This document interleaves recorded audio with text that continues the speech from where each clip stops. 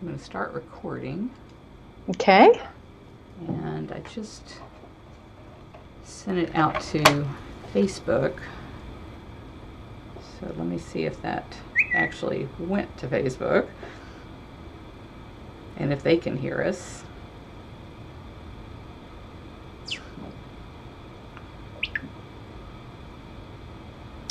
You're live. Okay, so you guys on Facebook, can you tell me if you can hear both Ginger and I? Say something, Hello. Ginger. Hi, everybody. How are you today? And wait a minute for the comments to come up. Hi, hello. Can anybody hear us out there? You can hear both Ginger and I? Hello. They're all Diana says they can hear you. Diana, can you hear Ginger and Carol? Cindy says she can hear both. So we're golden. Great. I love it. Awesome. Got off to a little rocky start there because I'm struggling with technology on my end. But I just went out to the Jackson Hole Wildlife Film Festival, and Ginger had sent me an email saying that she was going to be there, and she's from the Felidae Conservation Fund. And I thought, man, you guys would love to hear what she does. So she was very gracious to give us some time this afternoon, and I'll try to watch the phone here for questions that they may have. But tell us about the Felidae Conservation Fund and your role there. I'd love to do that.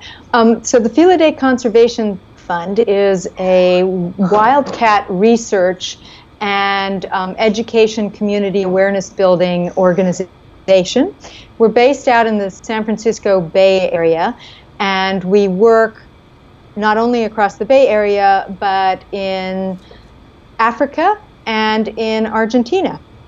We have our main project is the Bay Area Puma project, and we are doing lots of research on pumas in this area because they're living right along our urban edge.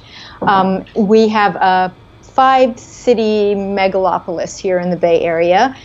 We go from Santa Rosa all the way down to San Jose, with San Francisco, Berkeley, and Oakland kind of in the middle. Oh, wow. And pumas are everywhere. And in fact, 2 weeks ago, we were called to assist with a capture of a very young puma right in the middle of San Francisco in one of our neighborhoods. Most of our work is really research-based, so we spend a lot of time out in the field, collecting camera images, trying to see where wildcats are moving, and we look at pumas. We also look at bobcats, and pumas and bobcats are inhabiting really quite highly developed areas all around San Francisco. And as a result, the opportunity for human-wildlife conflict is fairly big. And our work, which is our research, informs transportation authorities and advocacy groups, other government agencies, police departments about the presence of pumas or mountain lions and bobcats, so that we can better coexist with these wild animals and maintain our biodiversity in a growing urban area. So that's what we do. And I'm the executive director. I've just been with the organization about 6 months and learning a lot about wildcats, and thrilled to be doing so. So how big of an organization is this? Like, how many camera traps are you out there setting? How many people do you have going and checking those? Here in the Bay Area, we have about 120 camera traps. Nice. The staff, we have a lot of camera traps. The staff is small. There are 2.5 of us working full-time. And then we have an extraordinary cadre of volunteers. So our office manager is a volunteer. We have volunteers doing GIS work for us and data entry when our cameras collect images. And we have over 1 million camera images of wildlife moving around the Bay Area. And all the categorization is done with the help of volunteers. We have about 100 volunteers who work steadfastly with us here in the Bay Area to enter data, to check cameras, and to help us keep track of what's going on with mountain lions and bobcats. So, I know from setting camera traps ourselves that you have to look at a lot of raccoons and possums and dogs and cats and birds and grass. Yes, we do. And but we think we've categorized slightly over 500,000 images that include bobcats and mountain lions. So we do have a good data inventory, which is fantastic. And then we take that data, analyze it, and produce reports that we hope inform the full field of wildcat conservation and research, but also can help developers and transit authorities figure out how best to build when they're building and rebuilding, and to allow wildlife to coexist with human development. And some of the people who are just now coming on are asking, who is this? This is Ginger Thomson, and she is the executive director, is that what you said? For the Felidae Conservation Fund in the Bay Area of California, and that includes, can you give those 5 cities that you're working in? Santa Rosa, San Francisco, Berkeley, Oakland, and San Jose. So we work in the areas that form the edge around these cities. I should have had one of those title screens at the bottom, but I just was not at all sure that Wirecast was going to be able to do this. Yeah. But here we are. It's great. So how do you guys, I mean, other than, I know you get funds from organizations like ours, but how is your primary way for funding your organization done? Well, we do reach out to a number of foundations for support with research, and that has been quite successful for us over time, and then we really depend on individuals to help us support the work. And we consider conservation a community project, not just the work of scientists and a few other people. And so the help we get from our volunteers very often also translates into support. So we count on all of you to help us with this important work. And, you know, we're so thrilled to be working with pumas and bobcats. Many people don't have any idea that these extraordinarily beautiful creatures are living right in their midst.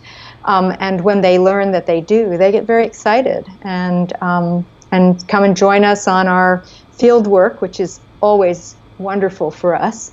And I think people begin to understand that they're really the stewards of wildlife in their own areas. And that becomes a compelling reason to be supportive. I've seen so many people who work in the field who have said the key to the success that they have had has been in involving the communities. And so I think that's so smart, the way that you guys are doing that. It's absolutely the key. And we see that in our work in Africa, too. We have a project, the Tsavo Cheetah Project in Kenya, and the woman who runs that engages the local Maasai communities in the work, and her work is very focused on human-wildlife conflict and helping to conserve cheetahs in an area where they're very vulnerable from, ranchers who might think that cheetahs are taking their livestock, when in fact, very likely they're not. And Sherry, who works there, actually helps intervene with her Maasai colleagues. They form the ranger group and the community awareness building group to protect cheetahs. And likewise, we work in Argentina with pumas in Argentina, and that project also really engages the local community in the volunteer work to help track the pumas. Yeah. So is it the same kind of thing that you're doing there with the camera traps? Yes, very similar. Yes, and we're just launching a new project with a cat species called the jaguarundi, which a lot of people don't know about. They're smaller than pumas. They're closely genetically related to pumas, but they're a smaller cat and even more stealthy than the puma. So a lot of people don't know them. And yes, we involve local people in our citizen science work there as well as here. So it's an effective strategy, I think. Where will you be doing the jaguarundi project? In northern Argentina, actually, to begin with, and then seeing where that population is moving. So we'll be starting in the north of Argentina.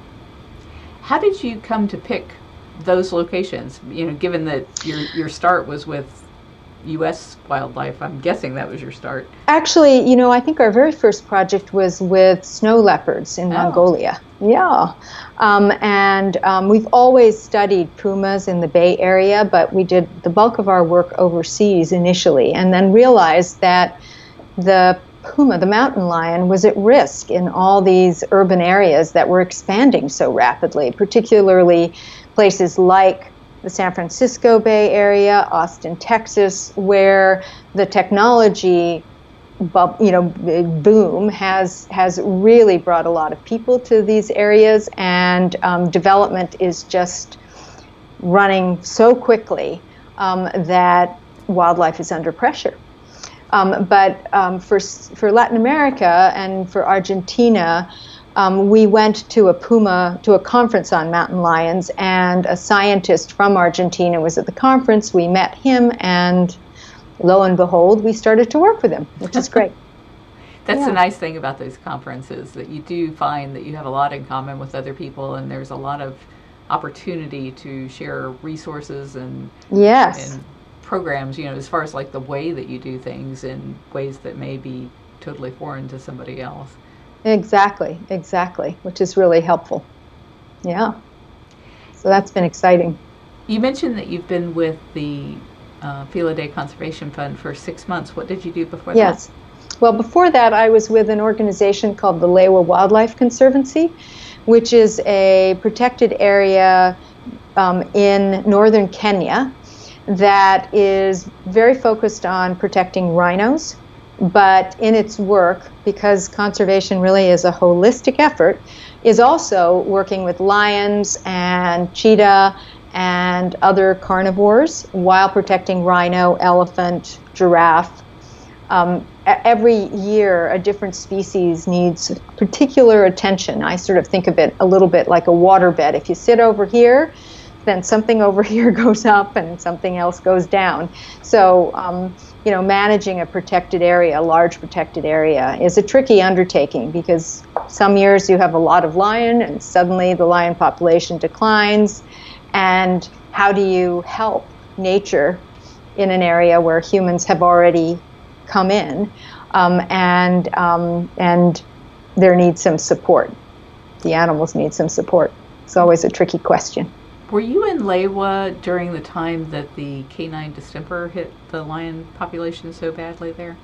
I was not. That may have been earlier 90s. Yeah, I was not there then. And I think that affected the wild dog population. Yeah, because it was canine distemper that was taking out the cats.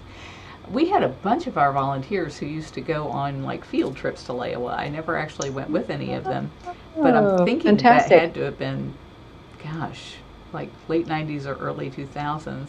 Yeah, I was not there at that time. But yeah, that was a massive issue, and a lot of lions in all of northern Kenya were wiped out. They're just beginning to repopulate. I mean, you can count the lions on your two hands that are north of Lewa. There aren't many. So we've been working with a little project called the Owasso Lion Project to try and make sure that there are corridors for lions to travel into the north, where there may be greater resources for them, and avoid communities that would love to take them out if they're approaching their livestock. So we did a lot of work with Owasso lions to support their movement. It sounds like that is, it was great boot camp for what you're doing now, because you got the same issue with the bobcats and the pumas having to have those corridors. Yes, exactly. It was a great background for me. I feel very lucky to have had it. Yeah. When it comes to the corridors in the area that you're working in the U.S., are you guys, are are you guys able to fund any of those corridors? Or are you working more with the government agencies and the developers to try and provide those corridors? Well, we're really trying to inform everybody so that the developers and transit authorities and everybody has the right information. So, for example, we're working on a project right now along Interstate Highway 280. 4 Puma were killed in accidents with cars from the end of January to the middle of April. And that's a really high death rate for pumas who are not very numerous in the area. So we've set cameras along the stretch of 280 where those animals died in order to offer the California Transit Authority, Caltrans, the information they need to make informed decisions about how best to address that issue. Because obviously it's a people issue as well.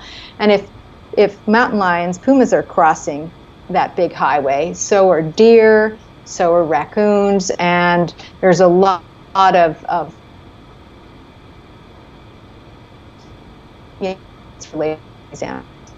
on the road. Our job is to inform them and give them the data they need to make good decisions, to work with legislators, to actually construct these kinds of corridors.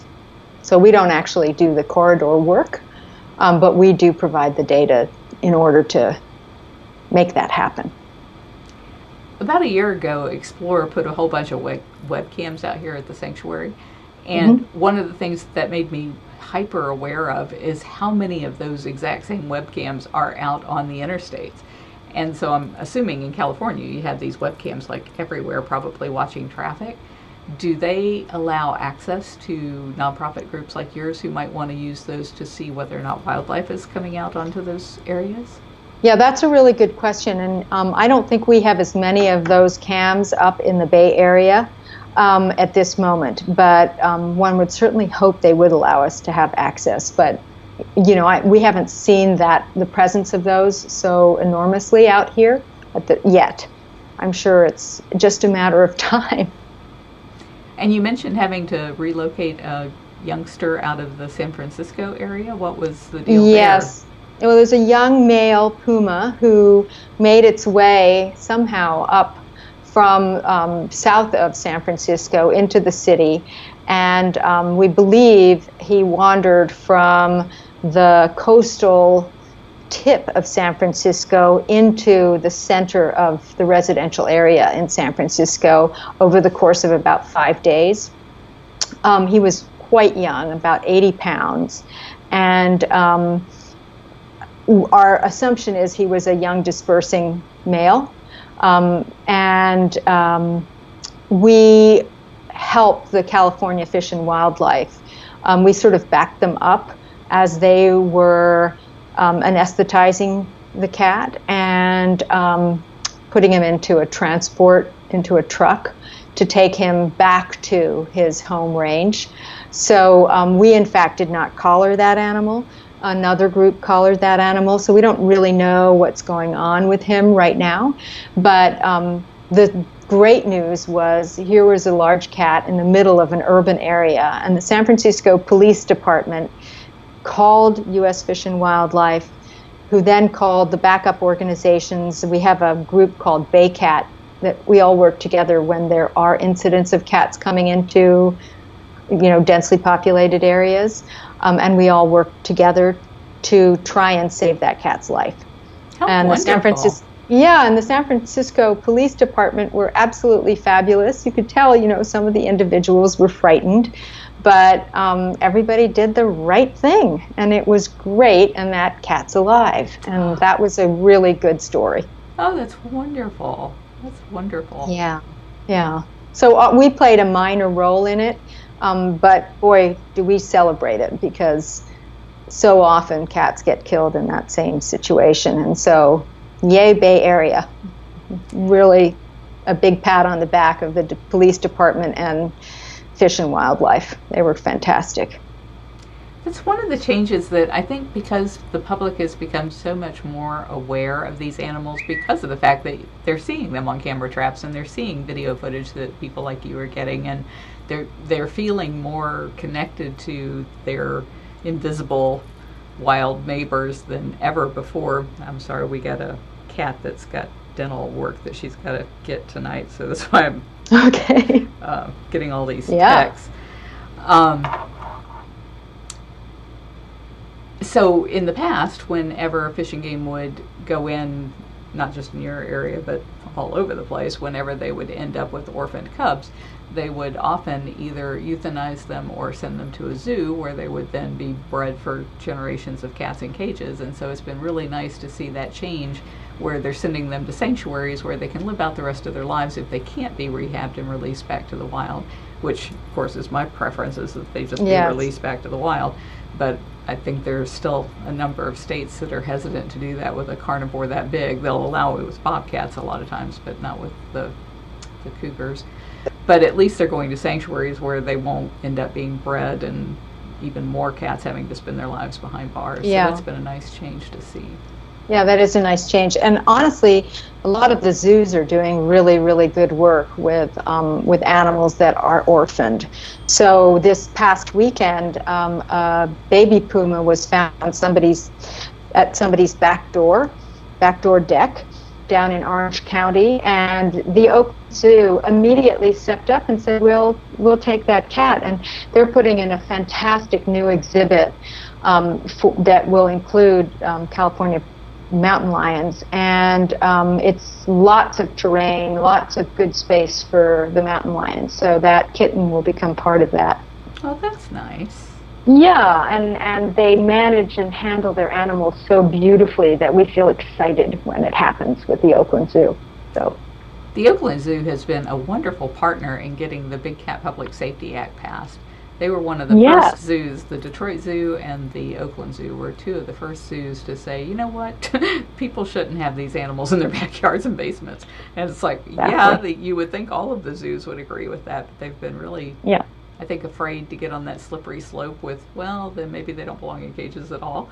Whereas Detroit and Oakland have said they're going to take a stand on it. So that's been nice. Actually, the entire Association of Zoos and Aquariums have said that they'll back the bill now. But it took long enough. Yeah, and there have to be those brave organizations that step up, and Oakland Zoo has so been that, which is great. So it sounds like this has been a career for you of being involved in protecting cats. So can you tell us a little bit about what made you choose this path? It's been the latter part of my career, not all my career. I was a banker at one point, and I started an internet company at another time in my life. I worked a lot with young people, and I sort of felt just called to wildlife about 10 years ago, and that's really when this all started for me. I mean, I've always been a passionate animal lover my entire life.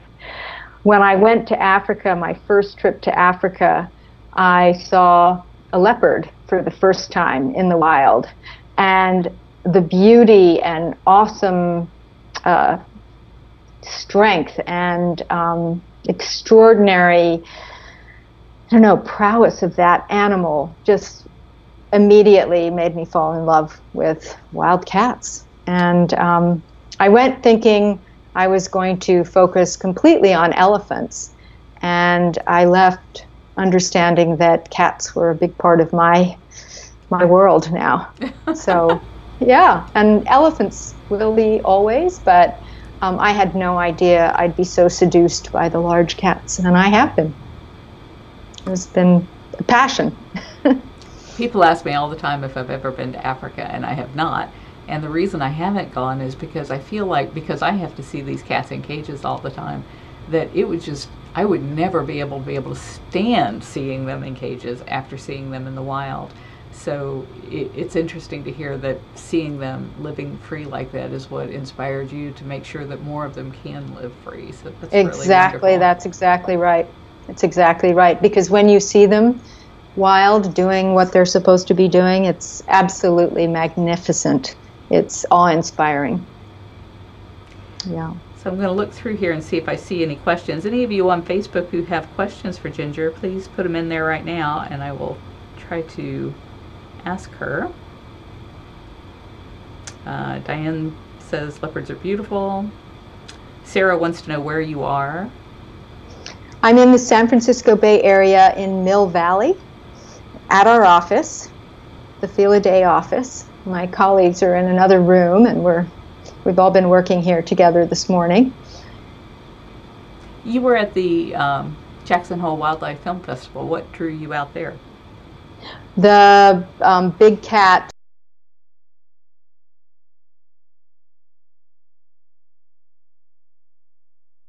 being there, hearing about the work that everybody's doing. It's fantastic. And all those great videos and documentaries. It was really, really fabulous. Christine says, hopefully these developers are willing to make the decisions that will benefit the animals. I think when they are well informed, and hopefully we can provide them with incontrovertible evidence, they're quite amenable. And the San Francisco Bay Area is generally very proud of its wildlife and the existence of wildlife so close to the urban areas. So yes, I think they do listen, and what we have to say we find. I lost you for a second. I heard you say you think they do listen, and then I didn't catch what you said after that. Well, I think we're living in an area that people really do love their wilds. So we have a positive predisposition to the work that we're doing, and people want to learn and hear more and accommodate wildlife in the area for the most part. Karen says, great program. Timothy says, thank you very much. And Christine says, thank you for everything you do. Penny wants to know if it's hard to watch the big cats hunting. Do you see that on your camera traps? We do from time to time. And in fact, I'm working on some social media efforts, and I was watching and listening to some of our camera trap video. And at one point, a cat, I could see just its back go across the screen, but the sound after it crossed the screen was clearly a kill, and I have to say it did give me pause. Yeah. So it is hard, and yet one has so much respect for how difficult it is to be a puma. It's really hard for them out there. So there's also a sense of victory when they are able to make a catch. Susan says, fascinating. Another Ginger says, thank you for trying to save the big cats. Diane is over the moon excited about jaguarundis from her post. Oh, great. Love that. Christine wants to know if your findings can be shared with other states, specifically the northern Midwestern states that are seeing so many more cougars. Yes, absolutely. We love to share what we're doing, and we've just published we haven't published it. We've just submitted a paper on how to look at pumas in camera traps and determine body condition. And we'll be producing a bunch of other papers over the next 6 months or so, which we'd love to share. And yes, we're happy to speak with anybody, meet with anybody, and as I said, we're really developing our program in the Bay Area as a model for other places. So we'll have that work pulled together over the next few months. And then Christine wants to know if there's anything that citizens like her can do to help cats in other areas. Very often there are local organizations that are working to do the research. I would contact your fish and wildlife departments. They're often the sort of nexus of work on wildlife in the area, and may know of specific projects you can work with. So those are the two things I would say right away. And from what we've learned, the citizen science piece of this work is absolutely critical. We can't possibly hire enough people to do our work. So when volunteers are willing to be citizen scientists and help us check cameras and look at data, we can accelerate our findings and help conserve these animals. So yeah, call the Fish and Wildlife Department in your area, and I'm sure they'll be able to tell you who's doing what and where you might be able to be of help. Is there anything that you would like to tell us about your organization that I have not thought to ask, or that the watchers have not thought to ask? Sure. Well, we're just starting a new program where we're creating memberships, Felidae memberships, in different cities around the country, and those will. Oh, sorry. Those will. I'm so sorry. Those okay. Will begin to help us do work in other parts of the country. So if you come to FelidaeFund.org, you can learn a bit more about that later this week and join us. And if you're really interested and really want to participate, you could actually help us start a chapter in your area. And that's sweet. Yeah, and we hope to turn those chapters into our research stations. So we're looking forward to getting that going. So that would be a wonderful way. You guys heard that, and I will post the link to their site, but it's FelidaeFund.org, is that correct? Yes, it is. Great. Yeah, and you can find us on Facebook, too. Would they just search Felidae, or what would they search in Facebook to find you? Probably Felidae Fund or Bay Area Puma Project. So both of those lead to us. Okay. Well, wonderful. Thank you so much for your time today, Ginger. They say that they've lost the visual, but they can at least still hear us, so a bunch of people are staying on. Okay. Okay, well, sorry about that. We're just talking in the dark to them. Well, thank you, everybody, for listening. And, yes, any questions you have, find us on Facebook, or you can post questions there. We check it very regularly. And, yeah, happy Thanksgiving to everybody. Oh, yes, same to you. And to all those cats that you're helping. Thank you for inviting me today. Love it. I'm really grateful. Thank you again. Bye-bye. Okay. Bye-bye.